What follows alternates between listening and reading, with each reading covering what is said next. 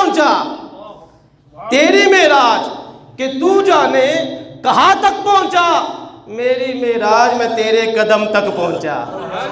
جبریل امین کی تو اسی وقت ہی معراج ہو گئی تھی جب فرشتوں کے سردار نے نبیوں کے سردار کے تلووں کا بوسہ لیا تھا، بوسہ لیا تھا۔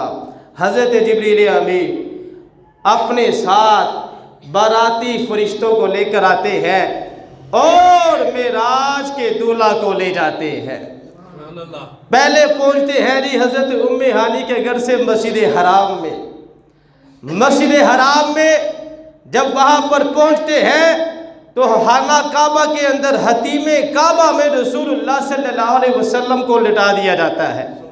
پیارے آقا صلی اللہ علیہ وسلم کا سینہ مبارک چاک کیا جاتا ہے، کھولا جاتا ہے، اور اللہ کے نوری فرشتے رسول اللہ صلی اللہ علیہ وسلم کا قلب مبارک، دل مبارک نکال کر اس کو آب زمزم سے غسل دیتے ہیں۔ ذرا بلند آواز سے کہیں سبحان اللہ۔ آب زمزم سے غسل دیتے ہیں۔ پھر حدیثوں میں آتا ہے ایک ایسا نورانی تھال آتا ہے جس تھال کے اندر ایمان اور حکمت سے جو بھرا ہوا تھال ہوتا ہے، اس تھال کو سرکار کے سینے میں الٹا دیا جاتا ہے۔ گویا کہ پیارے آقا صلی اللہ علیہ وسلم کا سینہ مبارک علم و حکمت سے بھر دیا جاتا ہے۔ آپ کا سینہ نور علی نور ہو جاتا ہے۔ جب معراج کا دولہا تیار ہو جاتا ہے، یہ تیاری ہوئی نا پہلے، جب تیار ہو جاتا ہے پھر جنت سے چمکدار سفید رنگ کی سواری پیش کی جاتی ہے۔ دنیا کے بادشاہ بھی سیریں کرتے ہیں لیکن کسی کو بھی ایسی سواری میسر نہیں ہوئی جیسی سواری آمنہ کے لال کو ملی ہے۔ ایسی سواری جنت سے سواری آئی ہے رسول اللہ صلی اللہ علیہ وسلم کے لیے، اور اس سواری کی رفتار کتنی ہے۔ دنیا میں بڑی بڑی سواریاں ہوں گی، اس سواری کی رفتار، اس کو براق کہا جاتا ہے، اس کی رفتار اتنی تیز تھی کہ جہاں اس کی نظر کی انتہا ہوتی تھی وہاں اس کا قدم ہوتا تھا۔ ہمارے پیارے آقا صلی اللہ علیہ وسلم براق پر سوار ہوتے ہیں۔ یہ ہے مسجد حرام کا مرحلہ۔ مسجد حرام سے پھر مسجد اقصیٰ کی طرف جاتے ہیں، مسجد حرام سے پھر مسجد اقصیٰ کی طرف جاتے ہیں، اور مسجد حرام میں جب رسول اللہ صلی اللہ علیہ وسلم براق پر سوار ہونے لگتے ہیں تو براق خوشی سے جھوم جاتا ہے، جب خوشی سے مچلتا ہے۔ پیارے آقا صلی اللہ علیہ وسلم کو تھوڑی پریشانی ہوتی ہے، فرشتوں کے سردار جبریل امین براق کی گردن پر ہاتھ رکھ کر کہتے ہیں تجھے پتہ نہیں تجھ پر کون سوار ہونے والا ہے؟ براق اسی وقت سیدھا ہو جاتا ہے، رسول اللہ صلی اللہ علیہ وسلم اس پہ سوار ہوتے ہیں، اور مسجد حرام سے مسجد اقصیٰ کس انداز میں معراج کے دولہا کو لے جایا جا رہا ہے میرے بھائیوں۔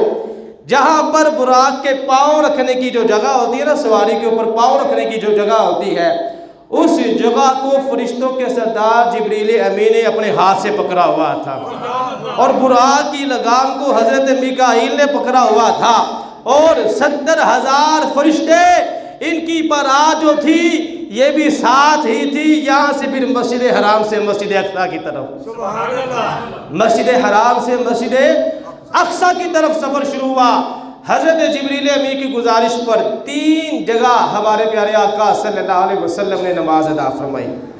جب مسجد حرام سے چلے مسجد اقصیٰ تک جانا تھا نا، تو راستے میں 3 جگہ حضرت جبریل امین کی گزارش پر ہمارے پیارے آقا صلی اللہ علیہ وسلم نے نماز ادا فرمائی۔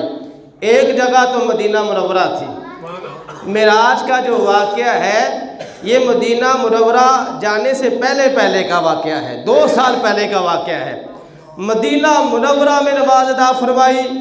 دوسری جگہ طور پہاڑ پر سرکار نے نماز ادا فرمائی۔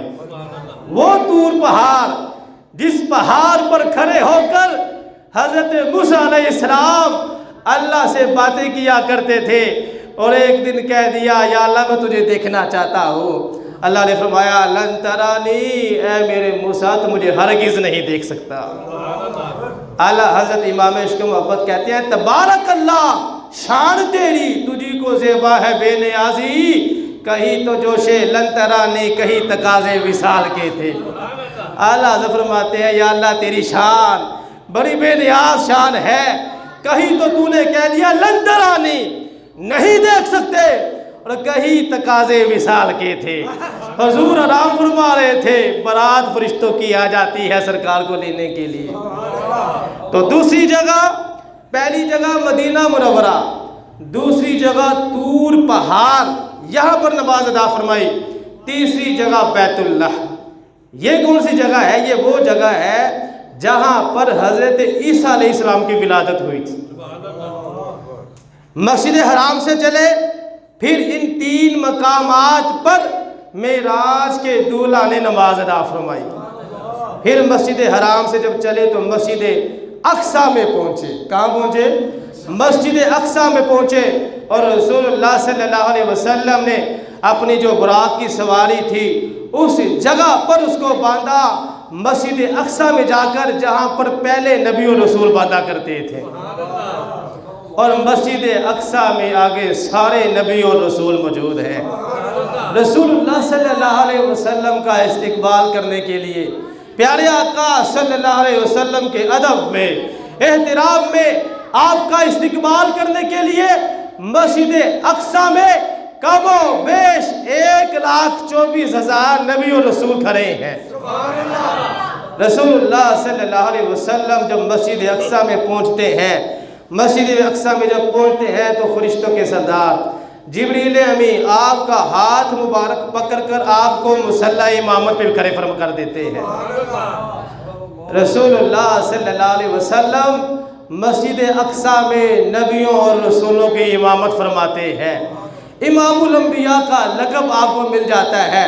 2 رکعت نفل نماز آپ نے مسجد اقصیٰ میں جماعت کروائی نبیوں اور رسولوں۔ رسول اللہ صلی اللہ علیہ وسلم نے جب جماعت کروائی، اس کے بعد نبیوں اور رسولوں نے خطبے دیے۔ حضرت آدم علیہ السلام نے بھی خطبہ دیا، حضرت موسیٰ علیہ السلام نے بھی خطبہ دیا، حضرت عیسیٰ علیہ السلام نے، حضرت ابراہیم علیہ السلام نے، نبیوں اور رسولوں نے مسجد اقصیٰ میں خطبے دیے۔ آخری جو مین خطاب تھا، جو مرکزی خطاب تھا، وہ پیارے آقا صلی اللہ علیہ وسلم کا سب سے جو مرکزی خطبہ تھا، سب سے جس کا اہم بیان تھا، وہ بیان تھا پیارے آقا صلی اللہ علیہ وسلم کا۔ ہمارے پیارے آقا صلی اللہ علیہ وسلم نے آخر میں خطبہ دیا۔ جب رسول اللہ صلی اللہ علیہ وسلم نے خطبہ دے دیا تو پھر آپ مسجد حرام، مسجد اقصیٰ سے نکلے سدرۃ المنتہا کی طرف۔ میں نے آپ کو شروع میں کہا تھا، میں خلاصہ سنانا ہے میں نے آپ کو معراج کا، تفصیلی باتیں نہیں کرنی، تفصیلی باتیں پھر کبھی ہوں گی۔ آج میں نے آپ کو خلاصہ سنانا ہے۔ مسجد حرام سے نکلے، مسجد اقصیٰ میں آئے، مسجد اقصیٰ میں آ کر نبیوں اور رسولوں کی امامت فرمائی۔ امامت فرمانے کے بعد خطبے ہوئے، پیارے آقا صلی اللہ علیہ وسلم نے مسجد اقصیٰ میں خطبہ دیا۔ خطبہ دینے کے بعد یہ معراج کے دولہا سدرۃ المنتہا کی طرف چل پڑتے ہیں۔ مسجد حرام سے مسجد اقصیٰ، پھر مسجد اقصیٰ سے سدرۃ المنتہا تک۔ سدرۃ المنتہا تک جانے کے لیے رسول اللہ صلی اللہ علیہ وسلم فرشتوں کی بارات کے ساتھ پہلے آسمان پر پہنچتے ہیں۔ پہلے آسمان پر، پھر دوسرے آسمان پر، پھر ان آسمانوں پر نبیوں اور رسولوں سے ملاقات بھی ہوتی ہے۔ جس آسمان پر پہنچتے ہیں، ہر آسمان والے پوچھتے ہیں کون ہو، کہاں سے آئے ہو، بلایا ہے یا بلوائے گئے ہو؟ فرشتوں کے سردار ہر آسمان پر پہلے اپنا تعارف کراتے، پھر رسول اللہ صلی اللہ علیہ وسلم کا بتاتے، پھر بتاتے تھے یہ خود نہیں آئے بلکہ ان کو بلایا گیا ہے۔ جبریل امی یہ کہتے چلے اے عرشیو تمرے باغ جگے، تعظیم کو سب ہو جاؤ کھڑے، سردار ہمارا آمد ہے۔ حوروں نے کہا جب بسم اللہ، غلمان نے پکارا الا اللہ۔ حوروں نے کہا جب بسم اللہ، غلمان نے پکارا الا اللہ۔ آپ نے کہا ماشاءاللہ محبوب ہمارا آوت ہے۔ نعرہ تکبیر، اللہ نعرہ رسالت، نعرہ رسالت۔ یہ ہے ہمارے پیارے آقا صلی اللہ علیہ وسلم۔ اللہ نے کتنی شان عطا فرمائی ہے۔ شاعر کہتا ہے کوئی لفظوں میں کیسے بتا دے ان کے رتبے کی حد ہے تو کیا ہے، کوئی لفظوں میں کیسے بتا دے ان کے رتبے کی حد ہے تو کیا ہے۔ ارے وہ امام صفِ انبیاء ہے، ان کا رتبہ بروں سے بڑا ہے۔ ہم نے اپنے بڑوں سے سنا ہے صرف اللہ ہی ان سے بڑا ہے۔ ہم نے اپنے بڑوں سے سنا ہے صرف اللہ ہی ان سے بڑا ہے۔ وہ امام صفِ انبیاء ہے، ان کا رتبہ بروں سے بڑا ہے۔ تو آسمانوں پر پہلے آسمان پر جاتے ہیں، وہاں پر ملاقات ہوتی ہے حضرت آدم علیہ السلام کے ساتھ۔ دوسرے آسمان پر جب جاتے ہیں وہاں پر ملاقات ہوتی ہے حضرت عیسیٰ علیہ السلام اور حضرت یحییٰ علیہ السلام کے ساتھ۔ اور جب تیسرے آسمان پر جاتے ہیں وہاں پر ملاقات ہوتی ہے حضرت یوسف علیہ السلام کے ساتھ۔ اور جب چوتھے آسمان پر جاتے ہیں وہاں پر ملاقات ہوتی ہے حضرت ادریس علیہ السلام کے ساتھ۔ جب پانچویں آسمان پر جاتے ہیں وہاں پر ملاقات ہوتی ہے حضرت ہارون علیہ السلام کے ساتھ۔ جب چھٹے آسمان پر پہنچتے ہیں وہاں پر ملاقات ہوتی ہے حضرت موسیٰ کلیم اللہ کے ساتھ۔ جب ساتویں آسمان پہ پہنچتے ہیں وہاں پر ملاقات ہوتی ہے حضرت ابراہیم خلیل اللہ علیہ السلام کے ساتھ۔ ساتوں آسمانوں کی سیر کرتے ہوئے، قدرت کی نشانیاں دیکھتے ہوئے مسجد اقصیٰ سے سرکار نکلتے ہیں پھر سدرۃ المنتہا کی طرف۔ ساتوں آسمانوں سے آگے میرے بھائیوں پھر سدرۃ المنتہا آ جاتا ہے۔ سدرۃ المنتہا کس کو کہتے ہیں؟ سدرۃ المنتہا کیا چیز ہے؟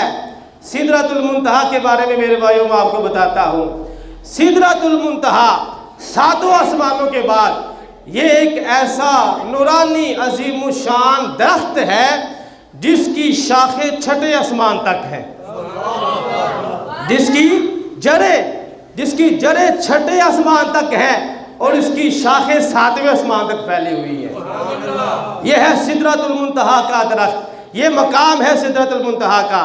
اچھا پھر اس ایک مقام کا ایک اور بھی خاصہ ہے، یہ ایسا مقام ہے کہ نیچے سے کوئی بھی چیز جو اوپر کی طرف جاتی ہے وہ سدرہ تک کی جاتی ہے، سدرہ سے آگے کوئی چیز نہیں جا سکتی، اور اوپر سے جو چیز نیچے کی طرف آتی ہے وہ سدرہ تک کی آ سکتی ہے، سدرہ سے نیچے نہیں آ سکتی۔ جتنی بھی نیک روحیں ہیں، جو اولیاء اللہ ہے، سب اور جو فرشتے ہیں، یہ سارے سدرہ سے نیچے ہی رہتے ہیں، سدرہ سے نیچے ہی رہ سکتے ہیں، یہ اوپر نہیں جا سکتے۔ میرے بھائیوں ہمارے پیارے آقا صلی اللہ علیہ وسلم، اللہ نے آپ کو کیا ہی شان عطا فرمائی ہے، آپ سدرہ سے آگے بھی گئے ہیں، سدرہ سے نیچے بھی آئے ہیں۔ رسول اللہ صلی اللہ علیہ وسلم نے بتا دیا کہ ہر مخلوق کی ایک حد ہے، لیکن سرکار کی کوئی بھی حد نہیں ہے۔ کوئی حد ہے ان کے عروج کی، بلغ العلا بکمالہ، کشف الدجی بجمالہ، حسنت جمیع خصالہ، صلوا علیہ۔ رسول اللہ صلی اللہ علیہ وسلم نے سدرہ سے اوپر جا کر ان لوگوں کی حد کو توڑ دیا جو نیچے سے اوپر نہیں جا سکتے تھے۔ سرکار نے سدرہ سے نیچے آ کر ان لوگوں کی حد کو توڑ دیا جو اوپر سے نیچے نہیں آ سکتے تھے۔ ہمارے پیارے آقا صلی اللہ علیہ وسلم سدرۃ المنتہا کے مقام پر پہنچ جاتے ہیں۔ میرے بھائیوں یہ وہی مقام ہے جس مقام پر جا کر فرشتوں کے سردار، نوری مخلوق، فرشتوں کے سردار جبریل امین نے بھی ہاتھ جوڑ دیے تھے، یا رسول اللہ صلی اللہ علیہ وسلم اب اگر میں آگے گیا تو نور کی تجلیات سے میں جل جاؤں گا۔ اس سے سمجھ آئیں کہ ہمارے پیارے آقا صلی اللہ علیہ وسلم کیسے نور ہے، کیسے نور ہے۔ نور کی سرکار سے پایا دوشالہ، نور کا ہو مبارک تم کو ذوالنورین جوڑا، نور کا تیری نسل پاک میں ہے بچہ بچہ، تو تو ہے اینے نور تیرا سب گھرانہ۔ رسول اللہ صلی اللہ علیہ وسلم کے سامنے فرشتوں کے سردار جبریل امی عرض کرتے ہیں یا رسول اللہ صلی اللہ علیہ وسلم بس میرا اب یہاں پر اختتام، اب میں آگے نہیں جا سکتا، اگر میں آگے جاؤں گا تو نور کی تجلیات سے میں جل جاؤں گا۔ رسول اللہ صلی اللہ علیہ وسلم نے ارشاد فرمایا اے جبریل ٹھیک ہے آگے نہیں جا سکتے، مجھے یہ بتا دو اگر تمہارے دل میں کوئی حسرت ہو، کوئی تمنا ہو، کوئی حاجت ہو، اللہ کی بارگاہ میں پیش کرنی ہو، مجھے بتاؤ میں پیش کر دوں گا اللہ کی بارگاہ میں۔ جبریل امی فرشتوں کے سردار عرض کرنے لگے یا رسول اللہ صلی اللہ علیہ وسلم میری بس یہ ایک ہی تمنا ہے، اللہ کی بارگاہ میں جب آپ حاضر ہو تو صرف اس چیز کی مجھے اجازت مل جائے، میری یہ تمنا ہے پیارے آقا صلی اللہ علیہ وسلم جب آپ کی امت پل صراط سے گزرے اللہ مجھے اجازت عطا فرما دے، میں آپ کی امت کے قدموں کے نیچے اپنے پروں کو بچھانا چاہتا ہوں۔ ذرا بلند آواز سے کہنا سبحان اللہ۔ ابھی جو نہیں کہہ رہے وہ بھی ذرا کہتے بلند آواز سے سبحان اللہ۔ جبرائیل امی رہ گئے راہ میں، امام عشق و محبت کہتے ہیں جبرائیل امی رہ گئے راہ میں، عرش اعلیٰ پہ پہنچا، عرش اعلیٰ پہ پہنچا۔ اور پنجابی کا شعر کہتے ہیں کوئی فلک تیرے یار گیا، کوئی فلک تیرے یار گیا، کوئی سدرہ تے جا ہار گیا، ایک کالیاں زلفہ والا سی جا عرشوں بھی لگ پار گیا۔ آج موضوع ہے سبحان اللہ کہنے والا، اور سبحان اللہ کہیں گے یہ معراج کے سفر میں ہی حضرت ابراہیم خلیل اللہ علیہ السلام نے ہمارے پیارے آقا صلی اللہ علیہ وسلم کو بتایا تھا۔ جب حضرت ابراہیم سے ملاقات ہوئی آپ نے ارشاد فرمایا کہ آپ نے اپنی امت کو جا کر بتانا ہے جنت میں بہت ہی بڑی اللہ پاک کی زمینیں ہیں، اس میں اگر تم کچھ کاشت کرنا چاہتے ہو تو سبحان اللہ الحمدللہ پڑھ لیا، سبحان اللہ پڑھو، الحمدللہ پڑھو، اللہ اکبر پڑھو، لا الہ الا اللہ پڑھو۔ جب یہ کلمے پڑھو گے اللہ پاک جنت میں تمہارے لیے باغات لگاتا جائے، جنت میں درخت لگ جاتے ہیں میرے بھائیوں۔ سبحان اللہ کہنے والی بات ہے، سبحان اللہ کیا ہی خوبصورت وہ نظارہ تھا کہ فرشتوں کے سردار جبریل امی کہتے ہیں یا رسول اللہ صلی اللہ علیہ وسلم میں یہاں سے آگے نہیں جا سکتا، لیکن میری ایک تمنا ہے آپ کی امت جب پل صراط سے گزرے بس میرے نیچے پر ہونے چاہیے۔ اس منظر کو بھی تاجدار بریلی نے بڑے خوبصورت انداز میں بیان کیا ہے۔ امام عشق و محبت کہتے ہیں پل سے اتارو راہ گزر کو خبر نہ ہو، پل سے اتارو راہ گزر کو خبر نہ ہو، ارے جبریل پر بچھائیں تو پر کو خبر نہ ہو، جبریل پر بچھائیں تو پر کو خبر نہ ہو۔ اعلیٰ حضرت کہتے ہیں یا رسول اللہ صلی اللہ علیہ وسلم ٹھیک ہے جبریل علیہ السلام نے تمنا کی ہے پر بچھانے کی، لیکن ہم اس کا بھی احسان نہیں لینا چاہتے۔ پیارے آقا صلی اللہ علیہ وسلم بس آپ کے صدقے میں اس انداز میں ہم پل صراط سے گزر جائے کہ پر کو بھی خبر نہ ہو، پر کو بھی خبر نہ ہو، پل سے اتارو راہ گزر کو خبر نہ ہو، جبریل پر بچھائیں تو پر کو خبر نہ ہو۔ سبحان اللہ میرے بھائیوں، رسول اللہ صلی اللہ علیہ وسلم کا یہ ہے سفر معراج۔ ابھی تو آپ کے سامنے خلاصہ بیان کر رہا ہوں۔ سدرۃ المنتہا کے مقام پر پیارے آقا صلی اللہ علیہ وسلم جب پہنچ گئے پھر سدرۃ المنتہا سے آگے لامکا تک، لامکا تک سدرۃ المنتہا کے بعد مقام مستویٰ آتا ہے۔ مقام مستویٰ کیا ہے اس کے بارے میں بزرگان دین کہتے ہیں یہ ایسا مقام ہے اس کی حقیقت یا اللہ جانتا ہے یا رسول اللہ جانتے ہیں۔ پھر مقام مستویٰ سے بھی آگے جہاں نہ مشرق نہ مغرب نہ شمال نہ جنوب، اللہ پاک نے اپنے محبوب کو اپنا قرب عطا فرمایا۔ کتنا قرب عطا فرمایا؟ قرآن کہتا ہے ثم دنا فتدلی، پھر وہ جلوہ قریب ہوا اور زیادہ قریب ہو گیا۔ کتنا فاصلہ تھا ملاقات میں؟ اللہ نے قرآن میں فرمایا فَكَانَ قَابَ قَوْسَيْنِ أَوْ أَدْنَىٰ، 2 کمانوں کے برابر بلکہ اس سے بھی کم کا فاصلہ رہ گیا تھا۔ اچھا یہ بھی صرف سمجھانے کے لیے ہے، میں تو کہتا ہوں میرے بھائیوں حقیقت یہ ہے کہ دنیا ختم ہو گئی، فاصلے ختم ہو گئے، فاصلے مٹ گئے، محب اور محبوب کی ملاقات ہو رہی ہے، محب اور محبوب کی ملاقات ہو رہی ہے۔ اب ہمیں کیا پتا وہاں کیا باتیں ہوئی تھی، اللہ نے بھی قرآن میں بس اتنا ہی فرمایا فَأَوْحَىٰ إِلَىٰ عَبْدِهِ مَا أَوْحَىٰ، اس نے اپنے بندے کی طرف وہی فرمائی جو فرمائی۔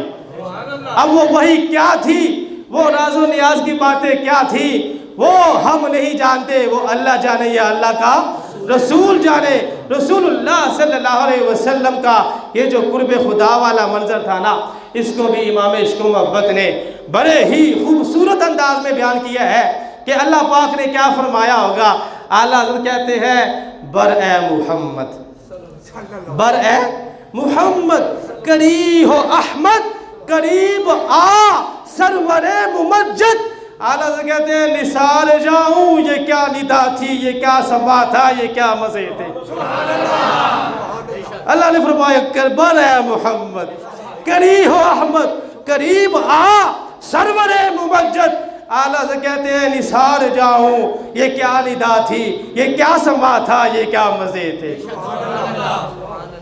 اور پنجابی کا شعر کہتا ہے رات معراج والی رب عرش سجایا سی، رات معراج والی رب عرش سجایا سی۔ اور سرکار نو پھر کول بھی بلایا نا اللہ پاک نے، رات معراج والی رب عرش سجایا سی، نالے اے بھی فرمایا سی نیرے آ سونیا آج پیار دی گل کریے۔ ذرا بلند آواز سے کہنا سبحان اللہ۔ ظاہری بات ہے محب اور محبوب کی ملاقات ہے، باتیں تو پھر پیار والی ہونی ہے اور محبت والی باتیں ہونی ہے۔ اب اللہ جانے یا رسول اللہ جانے، میرے بھائیوں اللہ پاک نے اپنے محبوب کو بڑی ہی شان عطا فرمائی ہے۔ سب سے بڑا جو اعزاز رسول اللہ صلی اللہ علیہ وسلم کو حاصل ہوا معراج کی رات، ہمارے پیارے آقا صلی اللہ علیہ وسلم نے اپنے سر کی آنکھوں سے حالت بیداری میں رب کا دیدار فرمایا ہے۔ ذرا بلند آواز سے کہیں سبحان اللہ۔ بعض لوگ بڑا اعتراض کرتے ہیں نہیں اللہ کو نہیں دیکھا، فرشتوں کے سردار جبریل امی کو دیکھا تھا۔ میں کہتا ہوں جبریل امی تو 24,000 مرتبہ خود سرکار کی بارگاہ میں آئے تھے، ان کو تو دیکھا ہی ہوا تھا، اللہ کو دیکھا ہے۔ امام احمد بن حنبل سے کسی نے پوچھا کیا رسول اللہ صلی اللہ علیہ وسلم نے معراج والی رات اللہ کو دیکھا تھا؟ امام صاحب نے فرمایا ہاں دیکھا تھا، ہاں دیکھا تھا، ہاں دیکھا تھا۔ آپ کہتے رہے یہاں تک کہ آپ کی سانس ہی بھول گئی۔ سب سے بڑا اعزاز اللہ پاک نے جو رسول اللہ صلی اللہ علیہ وسلم کو جو عطا فرمایا تھا وہ یہ اعزاز تھا۔ حدیثوں میں آتا ہے کہ 3 تحفے ملے اللہ کی بارگاہ سے۔ ایک تحفہ تو ملا سورہ بقرہ کی آخری آیتیں، سورہ بقرہ کی آخری آیتیں۔ دوسرا انعام اور تحفہ یہ ملا، اللہ نے فرمایا اے محبوب آپ کی امت میں جو شرک نہیں نہ کرے گا میں اس کو جنت عطا فرما دوں گا۔ اور تیسرا تحفہ 50 نمازوں کا اللہ نے عطا فرما دیا۔ یہ تحفے لیتے ہیں رسول اللہ صلی اللہ علیہ وسلم، پھر معراج سے واپسی ہو جاتی ہے، معراج سے واپسی ہو جاتی ہے۔ واپس جب آتے ہیں حضرت موسیٰ علیہ السلام سے ملاقات ہوتی ہے، وہ کہتے ہیں یا رسول اللہ صلی اللہ علیہ وسلم 50 نمازیں آپ کی امت نہیں پڑھ سکے گی، نمازوں میں کمی ہونی چاہیے۔ آپ سرکار بابر آتے ہیں جاتے ہیں، کمی کروا کے آخر میں 5 نمازیں رہ جاتی۔ 5 اگر سرکار واپس چلے جاتے اللہ نے 5 میں بھی کمی فرما دینی تھی، لیکن رسول اللہ صلی اللہ علیہ وسلم نے ارشاد فرمایا اے پیارے موسیٰ اب مجھے حیا آتی ہے، کیا میری امت 5 نمازیں بھی نہیں پڑھ سکے گی؟ 5 نمازیں بھی میری امت نہیں پڑھ سکے گی؟ یہ ہے ہمارے پیارے آقا صلی اللہ علیہ وسلم کا اپنی امت سے حسن ظن۔ کیا میری امت 5 نمازیں بھی نہیں پڑھ سکے گی؟ اب مجھے حیا آتی ہے۔ رب بھی پھر رب ہے، لا تبدیل لکلمات اللہ، اللہ کی باتیں تبدیل نہیں ہوتی۔ اللہ پاک نے ارشاد فرمایا اے سونیا آپ کی امت پڑھے گی تو 5 نمازیں، ثواب ان کو 50 کا ہی عطا فرماؤں گا۔ نعرہ تکبیر، نعرہ ثواب ان کو 50 نمازوں کا ہی ملنا ہے، کیونکہ ہم نے فرمان جو دیا ہے 50 نمازیں، ثواب 50 کا ملے گا۔ میرے بھائیو، رسول اللہ صلی اللہ علیہ وسلم کے صدقے میں اللہ نے ہمیں کتنی نعمتیں عطا فرمائی ہے۔ آخر میں بس میں یہی بات کہوں گا، آج کل جہاں پر اور بہت زیادہ فتنے ہیں، ایک فتنہ عقل پرستی کا بھی فتنہ نکل آیا ہے۔ عقل کا، وہ کہتے ہیں جو چیز ہماری عقل میں آ رہی ہے نا بس وہ ٹھیک ہے، جو چیز ہماری عقل میں نہیں آتی وہ غلط ہے۔ ایسے لوگ بھی نکل آئے ہیں جس کی وجہ سے وہ معراج شریف کا ہی انکار کر دیتے ہیں۔ وہ کہتے ہیں جی ہماری عقل میں نہیں آتا، مسجد حرام سے مسجد اقصیٰ میں، پھر مسجد اقصیٰ سے سدرۃ المنتہا تک، پھر سدرۃ المنتہا سے لامکہ تک نہ کوئی سیڑھی ہے، عقل میں نہیں آتا۔ وہ کہتے ہیں عقل میں نہیں آتا، انہوں نے انکار کر دیا۔ میرے بھائیو، ہمیں ہمارا دین اسلام یہ سبق پر آتا ہے، اللہ نے جو ہمیں عقل عطا کی ہے یہ دنیا کے لیے عطا کی ہے، لیکن جب دین کی بات آ جاتی ہے پھر عقل کو پیچھے چھوڑ دو، پھر عقل کو پیچھے چھوڑ دو۔ پھر یہ دیکھو اللہ کا حکم کیا ہے، رسول اللہ کا حکم کیا ہے، دیکھیں تو صحیح نا۔ اس وقت بھی جنہوں نے عقل سے دیکھا، عقل کو استعمال کیا، وہ کہنے لگے نہیں نہیں نہیں نہیں، ایسے نہیں ہو سکتا، زمین سے بندہ آسمانوں پر کیسے جا سکتا ہے، انہوں نے انکار کر دیا۔ وہ تھے عقل والے، لیکن جب وہ آئے عشق والوں کے پاس، جب وہ آئے حضرت ابوبکر صدیق کے پاس، عشق والوں کے پاس آئے جنہوں نے اللہ اور اس کے رسول کے حکم کو دیکھنا تھا، انہوں نے بتایا کہ تمہارا نبی تو اب اتنا بڑا دعویٰ کر رہا ہے۔